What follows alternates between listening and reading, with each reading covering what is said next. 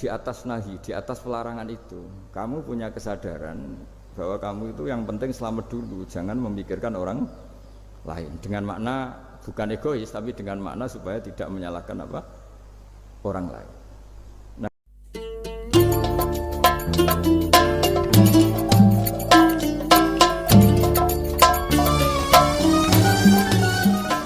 Assalamualaikum warahmatullahi wabarakatuh.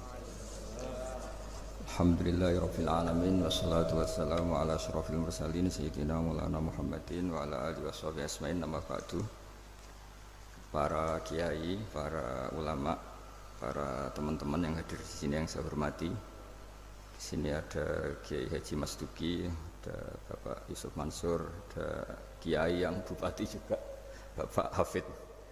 Yang saya hormati Direktur PKN STEN, juga Ketua Penasihat Takliman Dr. Dawud Arif Khan. Saya hormati teman-teman, karena dari awal ini ngaji untuk seneng ya, untuk farhah itu seneng. Tidak tahu saya bacanya Farhatul Aidin wa Falahul Faizin ya Pak Ketua, Pak Tamam. Saya cerita sedikit tentang seneng ya, al-farah ya. Dalam Islam seneng itu sudah ibadah. Jadi di antara ibadah terbaik manusia itu seneng. Jadi kalau analoginya kita dikasih rumah teman atau mertua atau guru atau siapa saja, hal paling menjengkelkan itu ya sudah dapat gratisan gerutu itu geremeng. Nah ini kita sudah pakai buminya Allah itu gratis, pakai airnya ya gratis, pakai oksigen ya gratis, kok masih gerutu, itu sudah jadi hamba yang nggak bener itu. Jadi bayangkan kalau kita pakai oksigen bayar, pakai buminya bayar, pakai airnya bayar semua, kayaknya kita tidak mampu membayar, dan kita sama Allah hanya disuruh ikrar, disuruh sujud. Pentingnya ilmu satu, bahwa itu akan menjadikan satu perilaku. Misalnya begini ya, dulu itu kiai-kiai Jawa zaman dulu itu berpatokan, karena dulu pemerintahan Hindia Belanda, saya ulang lagi masih pemerintahan Hindia Belanda, itu dalil yang sering diutarakan itu sebaik-baiknya umara itu yang datang ke ulama, terus sejelek-jeleknya ulama itu yang datang ke umara.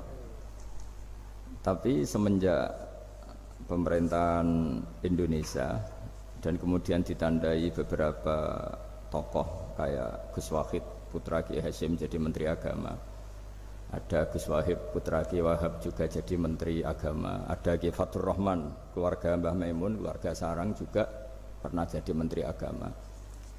Kemudian bersamaan dengan itu dibangunlah satu pegangan ilmu.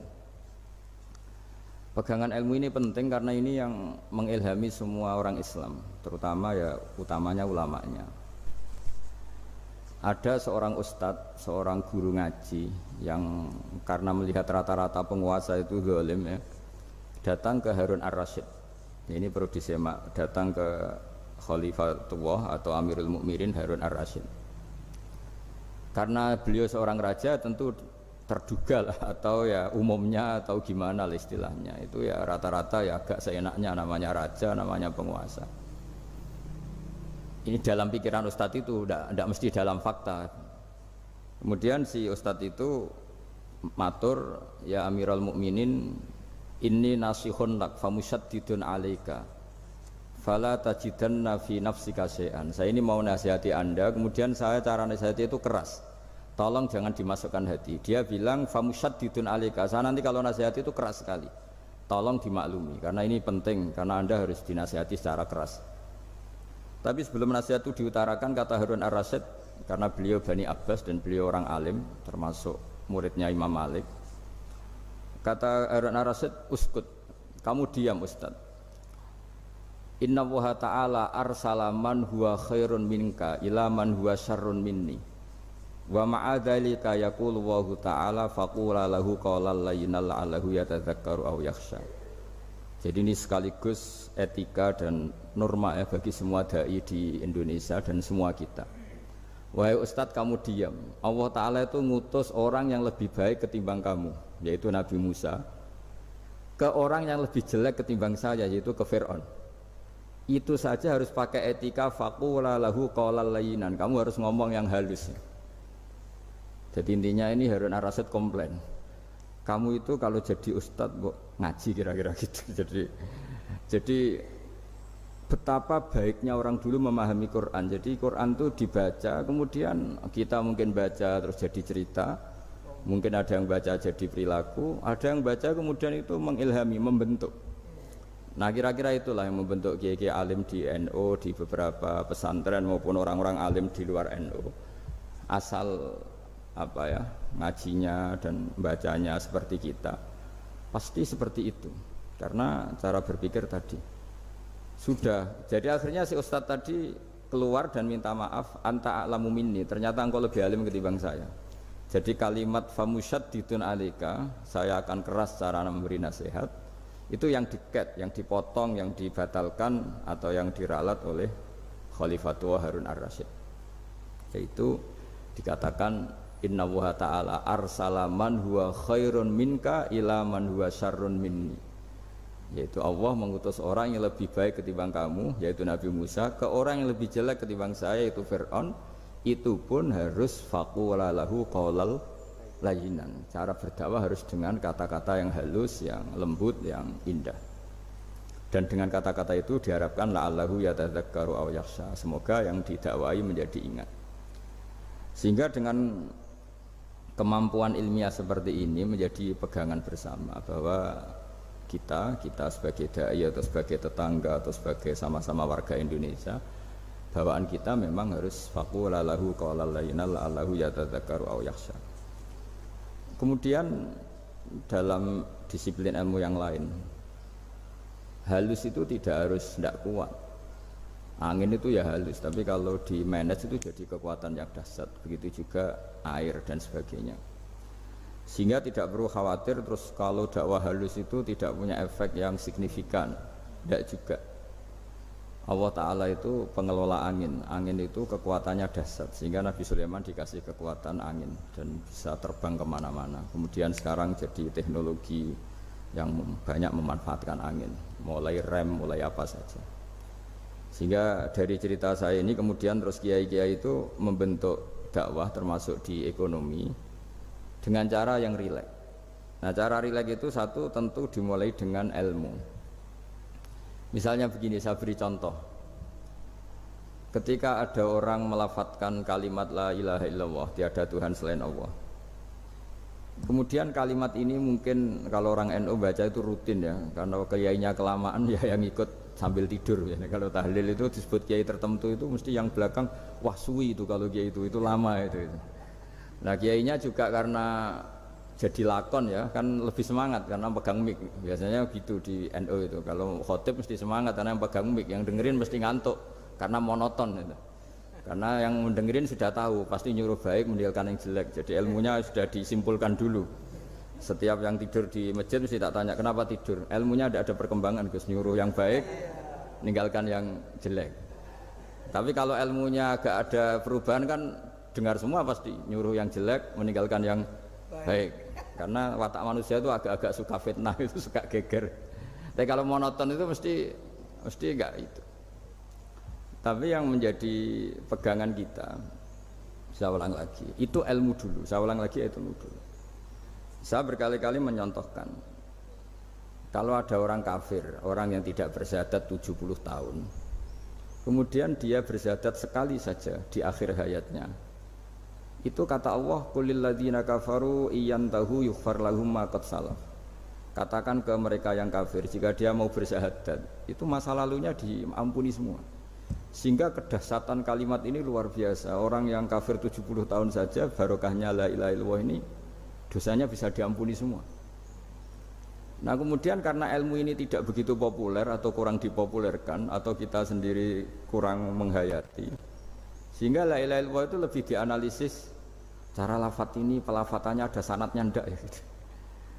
Terus cara melafatkan bareng-bareng seperti itu ada tumpengan ini bid'ah enggak ya. Jadi pertanyaannya sudah tidak tentang keramatnya atau sakralnya atau fadilahnya la ilaha illallah, tapi sudah macam-macam. Wiridan cara seperti ini ada hadisnya enggak, legal enggak, terus ada sanadnya enggak. Jadi saya mohon semohon-mohonnya untuk teman-teman yang di Al-Iman itu harus ngaji ya. Ngaji itu nanti kamu tahu cara mandang sebuah ibadah atau perilaku atau apa sajalah tahu. Karena al-ilmu yurisul ahwal, ilmu itu bisa mengilhami cara pandang. Dulu yaitu saya ulang lagi, ketika zaman Hindia Belanda, karena pemerintahnya Hindia Belanda itu ulama-ulama keras sekali, sejelek-jeleknya ulama itu yang datang ke Umarok. Tapi setelah era Mbah Hashim, era sampai Mbah Maimun, itu mereka peduli sama Umarok, semuanya sama-sama warga Indonesia yang ingin melihat Indonesia yang lebih baik. Sehingga banyak, ya kakak saya sendiri pernah wakil bupati, terus putra Mbah Maimun wakil gubernur. Ini teman saya Ki Hafid ya bupati. Semenjak itu terus, dan itu nggak lepas dari cara pandang. Yaitu cara pandang diantaranya adalah cerita tentang Nabi Musa yang Allah tetap peduli sama Fir'aun, sehingga tetap didakwai Nabi siapa? Musa. Dan posisi Musa datang bukan memanggil. Ya, cuma kayak sampai sekarang tuh belum pernah ke kantor bupatinya Pak Hafid, karena kadang-kadang orang terus curiga mengajukan proposal, jadi agak repot. Ketemu bupati itu sialnya kiai kan mesti pikirannya orang bupati ini nyangoni, kiai ini disangoni itu terus kayak kita fakir miskin itu. Jadi makanya saya itu belum pernah datang, tapi alhamdulillah karena beliau berambisi menjadi wa khairul umara mayatuna babal ulama. Jadi datang tapi sangat ambisius ingin mengalahkan ulama, karena dia kalau datang statusnya lebih tinggi. Ya tidak apa-apa, ini tawaduk tapi niatnya agak begitu tawaduk. Jadi datang. Makanya saya kemarin Yusuf Mansur pas datang, Pak Ustadz Yusuf Mansur saya datang harus sekali saja, kalau kedua kali ribet. Karena kalau beliau datang dia punya status tawaduk. Lama-lama yang didatangi jadi takabur. Saya jadi yang ahli neraka, dia ahli surga. Saya kan rugi dong. Hanya rugi, gue kehilangan teh, kehilangan kopi, beliau berstatus tawaduk, saya berstatus takabur, kan repot. Makanya saya berharap jangan datang lagi. Karena jadi repot itu, jadi repot kan. Padahal saya kalau disuruh datang ke Jakarta kayaknya ya berat, selain sibuk juga takut ganggu saya. Jadi saya sering ke Jakarta tapi ya tadi jarang ya. Biasanya ngajarkan waktu hanya pas saja, tidak kurang tidak lebih. Biasanya ngajar di pondoknya Pak Kures itu di Baitul Quran ya. Hanya ngajar santri-santri itu. Nah, jadi pemahaman Quran dulu itu kata Imam Ghazali, ini sekaligus karena ada Pak Ustadz Yusuf Mansur, itu membaca Quran itu membaca, bukan bercerita. Kalau kamu membaca seperti ini, kunta qori'an, kamu pembaca. Pembaca itu yang mengambil pelajaran. Tapi kalau kamu hanya cerita, itu namanya kunta hakian. Sebenarnya Anda tidak membaca Quran, tukang cerita. Misalnya tadi cerita Nabi Musa datang ke Fir'aun. Itu kalau kamu hanya cerita, wah dulu itu ada orang namanya Fir'aun didakwai Nabi yang namanya Musa. Ya ini namanya tukang cerita. Kalau kamu pembaca tidak gitu. Betapa baiknya Allah, orang sengawur Fir'aun saja inginnya Allah masih ingin diselamatkan dengan mengutus Nabi Musa kekasihnya. Itu namanya kunta qori'an, kamu pembaca betul, bukan kunta hakian, kamu tukang cerita. Begitu juga seterusnya tentang Quran ayat-ayat seterusnya. Sehingga yang diharapkan dari pembacaan Quran itu memang kita sebagai ahli baca, ahli mu'tabir ya, ahli yang ngambil pelajaran, bukan tukang apa? Cerita. Sehingga dulu ketika Sayyidina Umar radhiyallahu anhu ketika membuka Baitul Maqdis atau Baitul Muqaddas dan diajak syukuran, pesta-pesta makan itu. Beliau enggak mau. Ketika ditanya kenapa engkau gak mau, alasannya itu langsung beliau baca Quran. Jadi saya punya sekian contoh, saya ulang lagi, saya punya sekian contoh. Orang-orang dulu dengan Quran itu menyatu, bukan sekedar dihafal tapi menyatu. Sehingga bawaannya itu sudah Qurani, sudah Qurani. Saya beri contoh pertama Rasulullah SAW, nanti Umar kedua. Rasulullah itu pernah gak makan sampai 3 hari.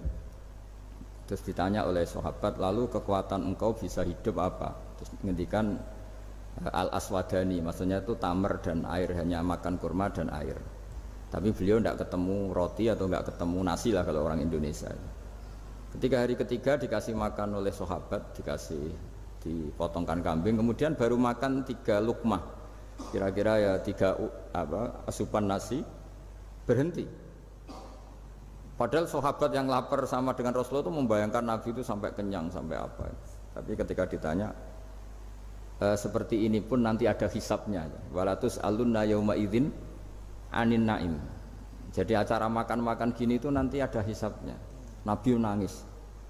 Akhirnya sahabat nggak jadi nerusin makan. Jadi ketakutan orang dulu sama ketika Sayyidina Umar dijak pesta ketika memenangkan Baitul Maqdis itu.